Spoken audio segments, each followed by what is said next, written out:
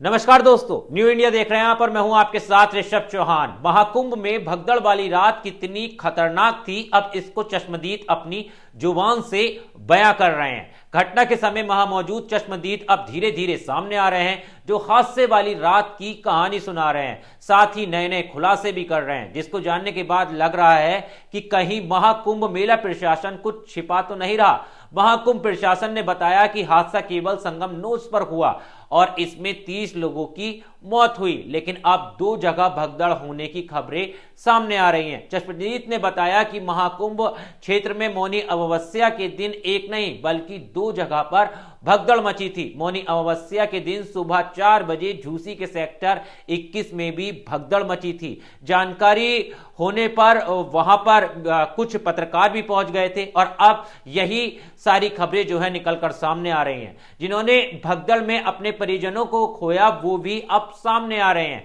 एक चश्मदीद ने बताया कि भगदड़ में उनके परिजन का हाथ टूट गया, वहीं कुछ लापता हैं जिनके बारे में प्रशासन कोई जानकारी नहीं दे रहा है। जिस जगह पर भगदड़ हुई वहीं पर एक व्यक्ति ठेला लगाए हुए था। उसने बताया कि भगदड़ में घायल हुए लोगों को पानी पिलाकर उनकी उसने जान बचाई। वहीं 5 लाशें तो खुद अपनी आंखों से देखी। चश्मदीद ने यह भी बताया कि झूसी में हुई भगदड़ में कुल 10 लोगों की मौत हुई। फिलहाल झूसी के सेक्टर 21 की घटना पर अब तक महाकुंभ प्रशासन चुप्पी साधे हुए है, कोई भी अधिकारी कुछ बोल नहीं रहा है। हालांकि अब झूसी की खबर सुर्खियों में आई तो महाकुंभ पुलिस प्रशासन सक्रिय हुआ।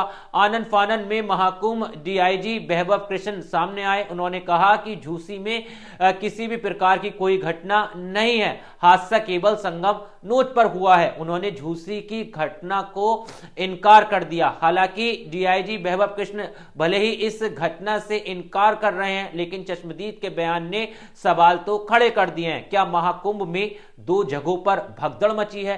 भीड़ इतनी ज्यादा थी कि मौके पर झूसी वाली घटना का प्रशासन को पता ही नहीं चल पाया, या संगम नोच की घटना की वजह से झूसी की घटना पर किसी का ध्यान ही नहीं गया। इन सब के बीच एक बड़ा सवाल यह भी है कि महाकुंभ प्रशासन कुछ छिपा तो नहीं रहा।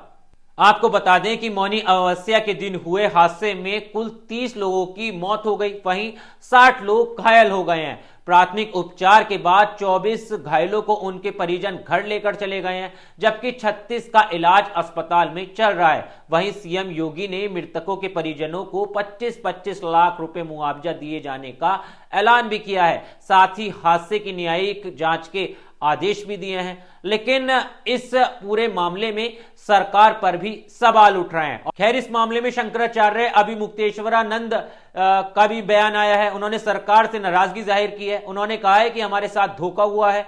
सरकार द्वारा बताया गया था कि मौतें नहीं हुई, लेकिन मौतें हुई हैं। हिंदू धर्म में नियम है, जब कोई मर जाता है, विशेषकर इस प्रकार की घटनाओं में, तो कोई भोजन नहीं करता। हम एक दिन का क्या उपवास नहीं कर सकते थे उन मृतकों के लिए? इस तरह की बातें जो हैं वो शंकराचार्य ने कही है। उन्होंने यहां तक भी कहा है कि अफवाह बताकर संत समाज को धोखा दिया गया है।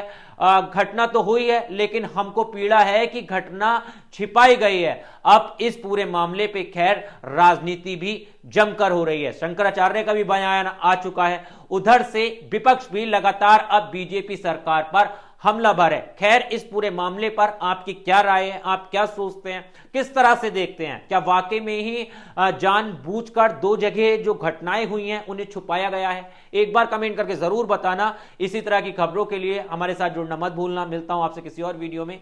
जय हिंद।